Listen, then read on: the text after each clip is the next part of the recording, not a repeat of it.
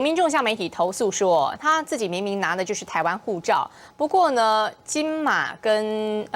跟马祖地区的民众去办美签，国籍却被改了，变成了 China 中国。虽然 AAT 方面解释说，因为金门跟马祖属于福建省，所以国籍才会被电脑设定为中国。AIT 门口民众大排长龙，等着办美签。不过有民众投诉，在网络上填写申请表格的时候，如果你是出生在金门或马祖，省份就得填上福建。没想到你的国籍就会从台湾被强制改成中国 China， 却因为 AIT 的电脑系统把金门、马祖归为福建省，所以国籍当然成了中国，而且30年来都是这样。金门是福建省，我们知道他们有台湾的护照，所以他们申请的时候有台湾的护照，但是金门就是福建省，有30多年以来是这样的，没有什么改变，没有什么新的政策。